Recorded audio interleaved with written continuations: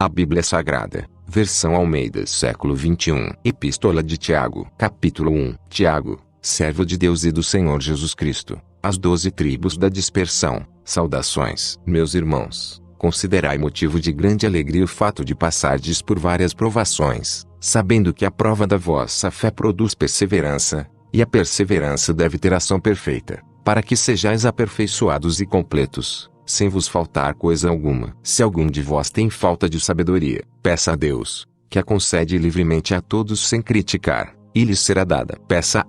Porém, com fé, sem duvidar, pois quem duvida é semelhante à onda do mar, movida e agitada pelo vento. Tal homem não deve pensar que receberá do Senhor alguma coisa, pois vacila e é inconstante em todos os seus caminhos. Mas o irmão de condição humilde deve gloriar-se na sua alta posição, e o rico na sua humilhação, porque passará como a flor silvestre. Pois o sol se levanta em seu ardor e seca a relva, então sua flor cai e sua beleza desaparece. Assim também o rico murchará em seus caminhos. Feliz é o homem que suporta a provação com perseverança, porque, depois de aprovado, receberá a coroa da vida que o Senhor prometeu aos que o amam. Quando tentado, ninguém deve dizer, sou tentado por Deus, pois Deus não pode ser tentado pelo mal e a ninguém tenta. Mas cada um é tentado quando atraído e seduzido por seu próprio desejo. Então o desejo, tendo concebido, dá à luz o pecado, e o pecado, após se consumar, gera a morte. Meus amados irmãos, não vos enganeis. Toda boa dádiva e todo dom perfeito vem do alto e descem do Pai das luzes, em quem não há mudança nem sombra de variação. Segundo sua vontade,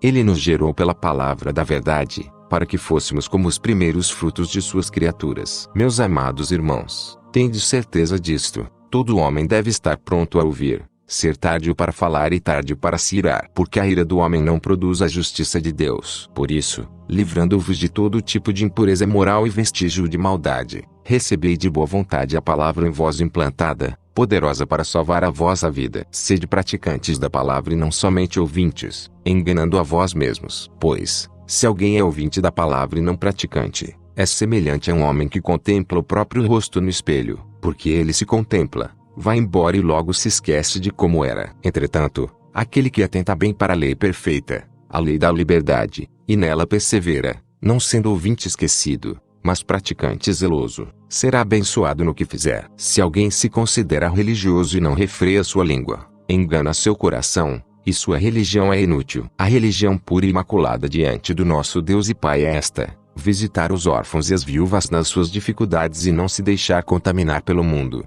Capítulo 2. Meus irmãos, como tendes fé em nosso Senhor Jesus Cristo, Senhor da glória, não façais discriminação de pessoas. Porque, se entrar na vossa reunião algum homem com um anel de ouro no dedo e roupas caras, e entrar também algum pobre com roupas sujas, e mostrardes atenção para o que vem com roupas caras e lhe disserdes, senta-te aqui no lugar de honra, e disserdes ao pobre, fica em pé, ou senta-te junto ao estrado onde ponho meus pés, não estareis fazendo distinção entre vós mesmos e não vos tornareis juízes que se baseiam em padrões malignos. Ouvi, meus amados irmãos. Por acaso, Deus não escolheu os pobres para o mundo, a fim de fazê-los ricos na fé e herdeiros do reino que prometeu aos que o amam? Mas vós desonrais o pobre. Não são os ricos que vos oprimem e vos arrastam aos tribunais? Não são eles que blasfemam o bom nome que vos foi dado? Todavia, fazeis bem se estáis obedecendo à lei real segundo a Escritura que diz: amarás o teu próximo como a ti mesmo. Mas, se fazeis discriminação de pessoas, estáis cometendo pecado,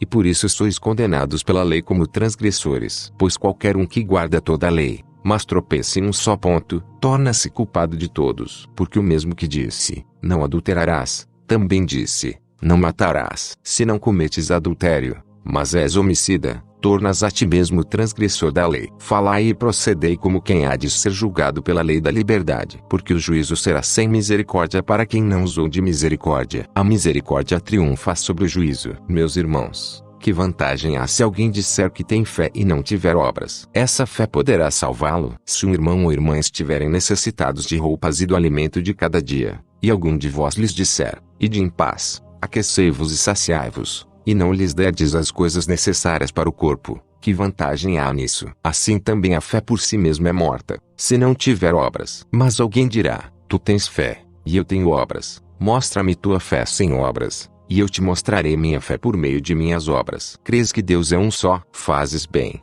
pois os demônios também creem e estremecem. Mas, ó homem insensato, queres ser convencido de que a fé sem obras é inútil? Não foi pelas obras que nosso pai Abrão foi justificado quando ofereceu sobre o altar seu filho Isaque. Vês que a fé cooperou com suas obras, e pelas obras a fé foi aperfeiçoada. Assim se cumpriu a escritura que diz: Abrão creu em Deus, e isso lhe foi atribuído como justiça, e ele foi chamado amigo de Deus. Vedes então que o homem é justificado pelas obras e não somente pela fé. De igual modo, a prostituta Raabe não foi também justificada pelas obras, quando acolheu os espias e os fez sair por outro caminho. Pois assim como o corpo sem o espírito está morto, também a fé sem obras está morta. Capítulo 3. Meus irmãos, muitos de vós não devem ser mestres, sabendo que seremos julgados de forma mais severa. Todos tropeçamos em muitas coisas. Se alguém não tropeça no falar, esse homem é perfeito e capaz de refrear também seu corpo inteiro. Se colocamos freios na boca dos cavalos para que nos obedeçam,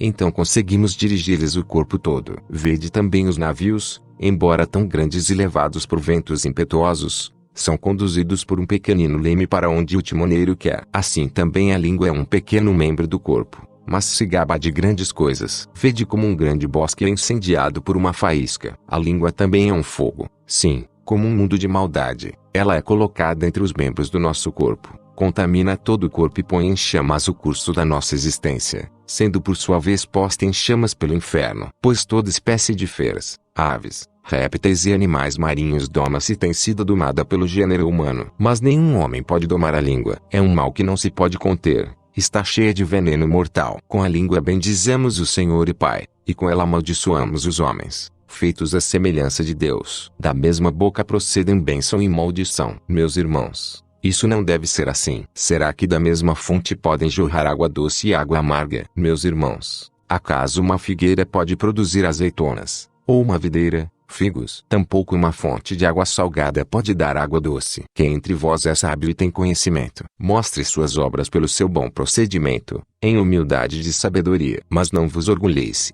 nem mintais contra a verdade, se tendes inveja amarga e sentimento ambicioso no coração. Essa não é a sabedoria que vem do alto, mas é terrena, animal e demoníaca. Pois onde há inveja e sentimento ambicioso, aí há confusão e todo tipo de práticas nocivas. Mas a sabedoria que vem do alto é, em primeiro lugar, pura, depois pacífica, moderada, tratável, cheia de misericórdia e de bons frutos, imparcial e sem hipocrisia. O fruto da justiça semeia-se em paz para aqueles que promovem a paz. Capítulo 4. De onde vêm as guerras e discórdias que há entre vós? Será que não vem dos prazeres que guerreiam nos membros do vosso corpo? Cobiçais e nada conseguis. Matais e invejais, e não podeis obter. Brigais e fazeis guerras. Nada tendes porque não pedis. Pedis e não recebeis, porque pedis de modo errado, só para gastardes em vossos prazeres. Infiéis, não sabeis que a amizade do mundo é inimizade contra Deus? Portanto, quem quiser ser amigo do mundo se coloca na posição de inimigo de Deus. Ou pensais ser sem motivo que a Escritura diz: o Espírito que Ele fez habitar em nós tem muito ciúme, todavia, Ele nos dá maior graça. Portanto, Ele diz: Deus se opõe aos arrogantes, porém dá graça aos humildes. Assim, sujeitai-vos a Deus, mas resisti ao diabo, e ele fugirá de vós. Achegai-vos a Deus, e ele se achegará a vós. Pecadores, limpai as mãos, e vós, que sois vacilantes, purificai vosso coração. Entristecei-vos, lamentai e chorai. Que o vosso riso se transforme em lamento, e a vossa alegria em tristeza. Humilhai-vos diante do Senhor, e ele vos exaltará. Irmãos, não faleis mal uns dos outros. Quem fala mal de um irmão e o julga, fala mal da lei e a julga. Se julgas a lei, já não és cumpridor da lei, mas juiz. Há um só legislador e juiz, aquele que pode salvar e destruir. Mas quem és tu, que julgas o próximo? Agora, prestai atenção, vós que dizeis: hoje ou amanhã iremos a tal cidade, lá passaremos um ano, negociaremos e teremos lucro. No entanto, não sabeis o que acontecerá no dia de amanhã. O que é a vossa vida? Sois como uma névoa que aparece por pouco tempo e logo se dissipa. Em vez disso,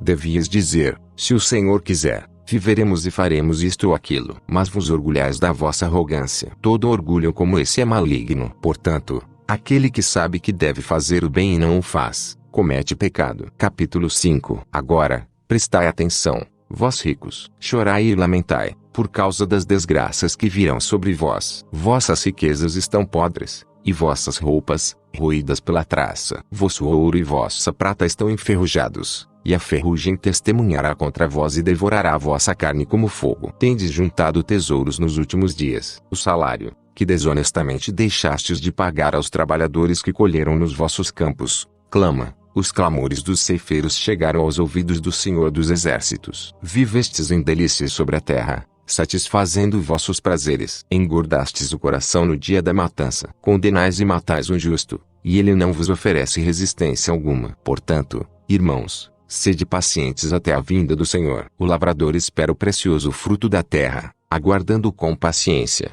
até que receba as primeiras e as últimas chuvas. Sede vós também pacientes. Fortalecei o coração, porque a vinda do Senhor está próxima. Irmãos, não vos queixeis uns dos outros, para que não sejais julgados. O juiz está às portas. Irmãos, tomai os profetas que falaram em nome do Senhor como exemplo de paciência e de perseverança diante do sofrimento. Chamamos de felizes os que suportaram aflições. Ouvistes sobre a paciência de Jó e vistes o fim que o Senhor lhe deu. Porque o Senhor é cheio de misericórdia e compaixão. Mas, meus irmãos, sobretudo não jureis, nem pelo céu, nem pela terra, nem façais qualquer outro juramento. Seja, porém, vosso sim, sim, e vosso não, não, para não cairdes em condenação. Alguém entre vós está aflito? Ore. Alguém está contente? Cante louvores. Algum de vós está doente? Chame os presbíteros da igreja, para que estes orem sobre ele, ungindo-o com óleo em nome do Senhor. E a oração da fé salvará o doente, e o Senhor o levantará,